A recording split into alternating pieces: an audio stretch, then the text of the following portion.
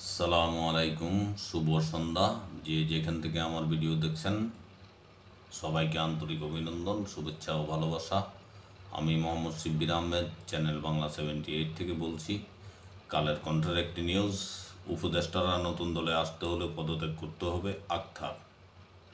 খবরে বলা হয়, সরকারের কোনো উপদেষ্টা যদি নতুন রাজনৈতিক দলে অংশ নিতে চান তাহলে তাকে অবশ্যই তার পদ ছেড়ে আসতে হবে বলে মন্তব্য করছেন জাতীয় নাগরিক কমিটির সদস্য সচিব আক্তার হোসেন। তিনি বলেন, আমরা জনমানুষের কাতার থেকে জনমানুষের সঙ্গে রাজনীতি করতে চাই। আজ রবিবার এক সভায় এসব মন্তব্য করেন আক্তার। ফেব্রুয়ারির মধ্যেই নতুন রাজনৈতিক দল আনুষ্ঠানিক যাত্রা শুরু করবে বলে জানিয়েছেন তিনি। অভ্যুত্থানের চাওয়া পাওয়াকে নতুন রাজনৈতিক দল ধারণ করতে চায়। তিনি জানান, 1 লাখের বেশি মানুষ নতুন রাজনৈতিক দল নিয়ে তাদের মতামত জানিয়েছে।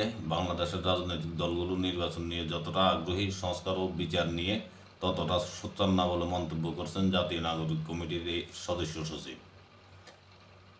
এই ছিল জাতীয় নাগরিক কমিটির সদস্য সচিব আক্তার হোসেনের বক্তব্য। ভালো থাকবেন।